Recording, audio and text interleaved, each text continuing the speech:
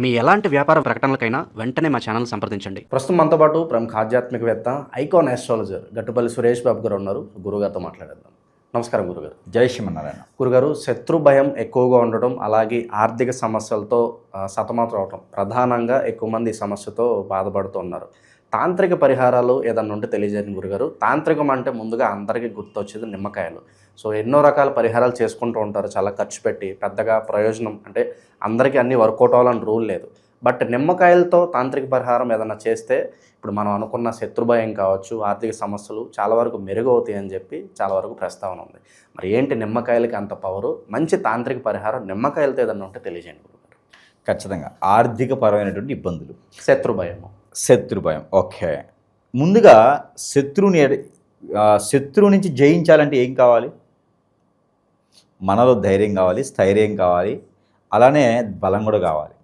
మన మీదే మూలిగిరెత్తి తడిగబడ్డట్టుగా మనమే ఒక్కి ఉంటూ, మనకి నిరాశగా నికృతిగా మనం ఉంటూ ఎదుటి వాళ్ళని కొట్టాలంటే మన వల్ల ఏమైందండి? బుద్ధి బలం ఒకటి సరిపోదు, కండబలం ఒకటి సరిపోదు, దేవుని బలం కూడా కావాలి మనకి. మన మీద చెడు క్రియలు జరిగినాయి అనుకోండి, శత్రువు ఉన్నా కూడా అబ్బా నీ ఎంత చూస్తా అంటం తప్పితే ఏం చేయలేం. ముందు మనలో ఇమ్యూనిటీ పెంచుకోవాలి.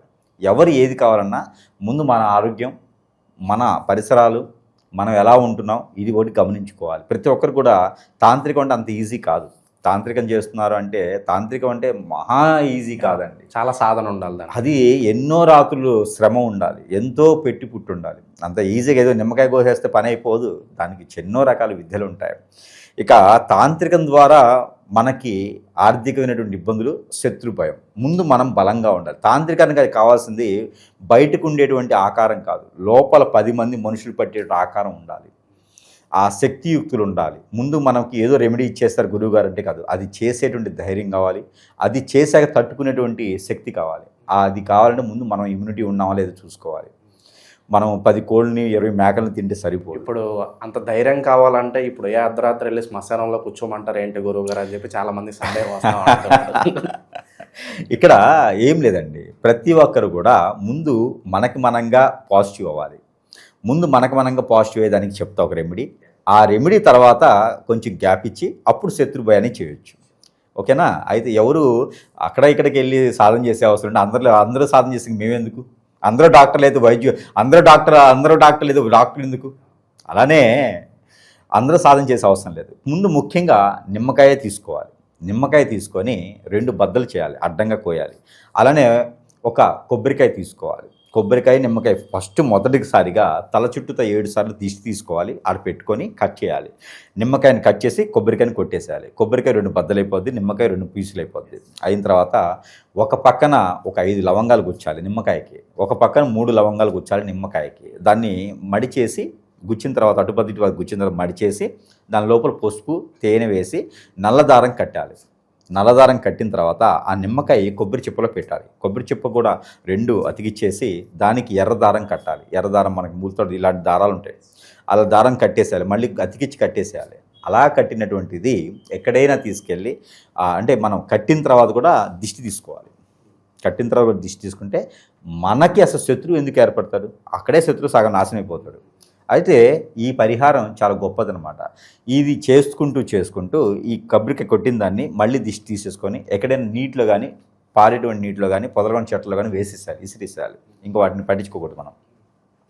అలా చేస్తే 3 రోజుల తర్వాత మనకు జరిగినటువంటి చెడు క్రియలు అయితే ఉన్నాయో, మనకు పనులు అవ్వకపోవడం, చెడు క్రియలు, ఆర్థిక సమస్యలు, ఇబ్బందులు, ఏ పని అనుకున్న ముందుకు వెళ్ళలేకపోవడం, ఇలాంటివన్నీ ఉంటాయి. ఇవన్నీ కూడా కొంతమేర పటాపంచలైపోతాయి.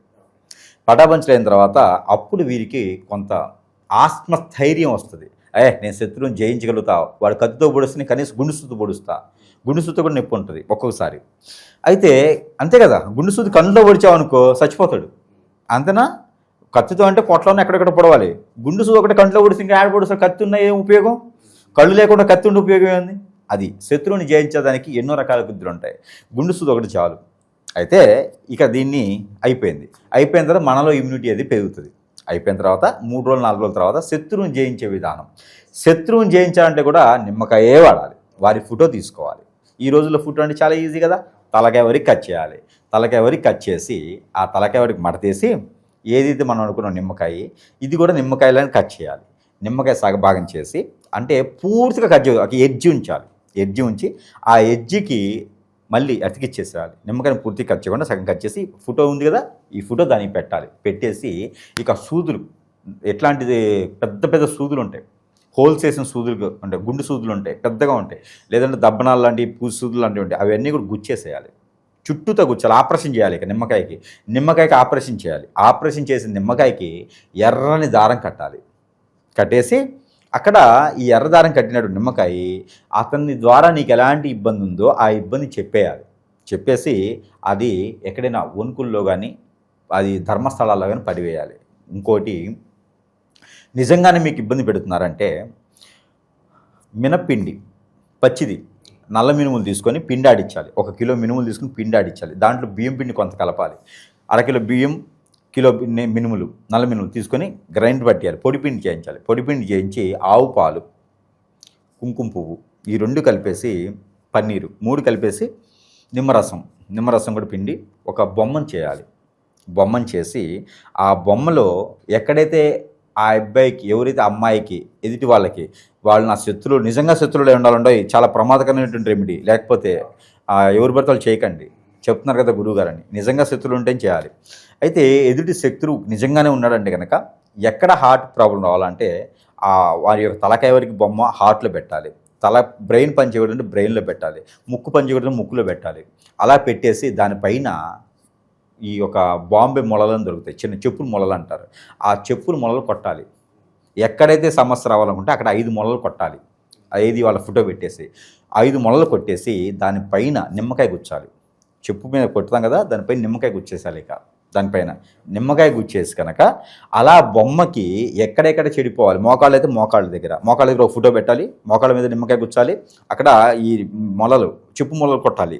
ఇలా చేసి అక్కడ 5 రకాల ఒత్తులు, అంటే ఒత్తులు దీపారాయణ చేయొచ్చు, లేదంటే కర్పూరం బిళ్ళలతో అయినా వెలిగించవచ్చు.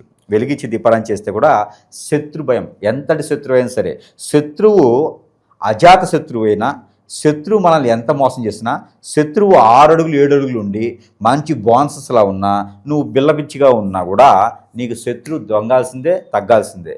ఈ నిమ్మకాయ వచ్చిన తర్వాత ఇవన్నీ కూడా తీసుకెళ్ళి ఒక బ్లాక్ కలర్ బ్లౌజ్ పీస్లో తీసుకొని ఆ బ్లౌజ్ పీస్లో కట్టేసి పారేటువంటి నీటిలో కానీ, లేదా ఎక్కడైనా పాదిలో కానీ, ఎక్కడైనా గుంత తీసి గుంతలో పెట్టాలి. ఇలా పెడితే జన్మలో వాడిని ఎవడు లేపలేడు, ఏ గురువు వల్ల కాదు, వాడికి జన్మలో ఏమీ ఇంకా తీయలేరు ఎవరు. వానికి కేసిన కట్లు ఇంకెవ్వరి వల్ల కాదు, హాస్పిటల్ డాక్టర్ వల్ల కాదు, రోజు పూజించే గురువు వల్ల కాదు, ఎవరి వల్ల కాదు. ఇంకా దాంట్లో వాళ్ళకి జీవితకాలం కూడా అనుభవిస్తూనే ఉంటారు.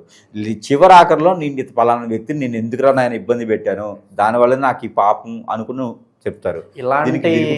ఇలాంటి తాంత్రిక పరిహారాలు గురుగారు, శత్రువు కాకపోయినా కూడా వాడు మన మీద ఎదిగిపోతున్నాడు, లేదంటే పక్క వాళ్ళ మీద ఈర్ష్యతోటో కొంతమంది గురువుల దగ్గరికి వెళ్ళి ఇలాంటి క్రియలు చేపిస్తున్నారు, అమాయకులు బలైపోతున్నారు వీటి వల్ల. మరి దీనికి విరుగుడు ఏంటంటారు గురుగారు? ఖచ్చితంగా గురువుల దగ్గర రావాల్సిందే. కొంతమంది దగ్గరికి గురువుల దగ్గరికి వస్తే మోసపోతూ ఉంటారు. ఇంకా నాలాంటి వాళ్ళు అయితే డబ్బులు తీసుకోకుండా, అది లేకుండా ఇది లేకుండా సేవాధర్మం చేస్తూ ఉంటారు. ఎక్కడైనా ఉంటుంటారు నాలాంటి గురువులు. ఎంచుకొని అక్కడికి వెళ్తే మనకి ఏదైనా ఎవరైనా చేయించున్నారనుకోండి, ఆ సమస్యకి పరిష్కారం అనేది దొరుకుతుంది. మనకు మనంగా తెలుసుకోవాలి, చేసుకోవాలంటే కనుక మొదట్లో చెప్పాను చూసారు కొబ్బరికాయ, ఆ పరిహారం చేసుకున్నట్టయితే మన మీద తెలిసి తెలియకుండా ఎవరైనా చెడు క్రియ చేయించి మొదట్లో మనం గమనిస్తే కనుక ఆ క్రియ పటాపంచలైపోతుంది. ఇక అంతకన్నా పెద్దగా జరిగిందంటే మాత్రం ఖచ్చితంగా గురువుని సంప్రదిస్తేనే దానికి పరిష్కార మార్గం అనేది దొరుకుతుంది. అన్నీ తంత్రాలతోనే కాదు, తంత్రంలో మంత్రం ఒకటి ఉండిద్ది, మంత్రం ఒకటి ఉండిద్ది. ఇప్పుడు మీకు చెప్పింది క్రియ, దానికి మంత్రం చెప్పలేదండి. ఇప్పుడు మంత్రోచ్చారణ అంటే మీరు సాధన చేస్తారు కాబట్టి మంత్రోచ్చారణ మీకు తెలుస్తుంది, బట్ సాధారణ ప్రజలుగా తెలియదు కాబట్టి అదే అంటున్నాను. ఇప్పుడు మంత్రం కూడా చెప్పాను అనుకోండి, ఇక మనల్ని కూడా రేపొద్దున చేయవచ్చు ఎవడైనా. కాబట్టి ఇక్కడ ఏమవుద్దంటే సాదాసీదాగా ఉండేటువంటి వ్యక్తులకి అంతకన్నా పెద్ద కక్షలేమి ఉండవు, కేవలం క్రియ చేస్తే సరిపోతుంది. ఇక బాగా బరి తెగించిన పోయినారు క్రూరుడు, ఇక ఏదంటే చూసారా నరరూప రాక్షసుడు, ఇలా ఇబ్బంది పెడుతున్నాడు, ఆడపిల్లల్ని ఇబ్బంది పెడుతున్నాడు, మగపిల్లల్ని ఇబ్బంది పెడుతున్నాడు, ఎవరు తిట్టు లేకుండా పోతున్నారు, తినలేకుండా పోతున్నారు, వీడి వల్ల వీధి అంత ఇబ్బంది పడుతున్నారు అన్నట్లయితే కనుక ఇప్పుడు మోకిల్లో ఉంటుంది. మోకిల్లో కొన్నేళ్ళకి రాజకీయాలు ఉంటాయి. ఆ వీధి మొత్తానికి ఒక నేనే రౌడీని, నేనే రాజుని, నేనే మంత్రిని వసూలు చేస్తుంటాడు డబ్బులు. నేను చూశాను. అట్లాంటి రౌడీలకి, అట్లాంటి లౌడీ షీటర్లకి, మన మీద ఎగసిపడే వాళ్ళకి ఇలా నిజంగా శత్రువులు ఉంటారు. అలాంటి శత్రువు పడుకోబెట్టడానికి అయితే కనుక ఖచ్చితంగా మంత్రం కూడా కావాలి. ఆ మంత్రాన్ని అయితే నేను ఇవ్వడం కరెక్ట్ కాదు. ఎందుకంటే ఆ మంత్రం ఒక్కటేసారి మనము ఒక 11 సార్లు జపం చేసినా 54 సార్లు పారాయణం చేసినా కూడా ఇక ఆ పని అనేది పూర్తిగా వాడు ఉండడం అంటే ఉంటాడు, మనిషి లెక్కలేవు లేదు ఇంకా. అందుకని అలాంటి మంత్రాలన్నీ పబ్లిక్లో మనం చెప్పడానికి అవ్వదు. అది ఏంటంటే సాధనతోనో అవి ఏంటంటే కొన్ని ప్రికాషన్స్ తీసుకుని చేయాలి. ఇలాంటి తాంత్రిక క్రియలు అయితే మాత్రం మంత్రం అంటే తంత్ర మంత్రాలు లేకుండా క్రియ మాత్రం చేసుకోవచ్చు. దాని విధానం అయితే ఒకటి ఉంది. అది ఏంటంటే మనం ఏ రోజైతే అది చేస్తామో ఆ రోజు అమావాస్య అయి ఉండాలి, ఆ రోజు చతుర్దశి అయి ఉండాలి. చతుర్దశి అయినా అమావాస్య అయినా చేసుకోవచ్చు, లేదా రోహిణి నక్షత్రం అయిన రోజున చేసుకోవచ్చు. ఇవన్నీ కూర నక్షత్రాలు, కూర రోజులు, ఆ రోజున చేసుకోవచ్చు. లేదు అంటే కనుక పౌర్ణమి రోజు లాంటివి చేయకూడదు, చతుర్దశి రోజున చేసుకోవచ్చు. అంత ఇంపాక్ట్ ఉండదు అంటారు, పవర్ ఉండదు అంటారు. చేసుకోవచ్చు. ఇలాంటి చేయడం ద్వారా నిజంగా శత్రువులు ఉంటే నాశనం అవుతారు. ఇక ఆర్థికపరమైన ఇబ్బందులు, ఈ ఆర్థికపరమైన ఇబ్బందులు కావాలి, ఈ తొలగిపోవాలంటే ప్రతిరోజు ఇంట్లో కూడా నిమ్మరసం పుండినటువంటి వాటరు, దాంట్లో ఈ యొక్క మిరియాల పౌడర్ వేసి, దాంట్లో ఇక మనకి ఉంటే చూస్తారా చింతగింజలు పౌడర్ ఉంటుంది. ఆ చింతగింజల పౌడర్ దాంట్లో వేసి ఇంటిల్లిపాది చల్లుకుంటూ ఉండాలి.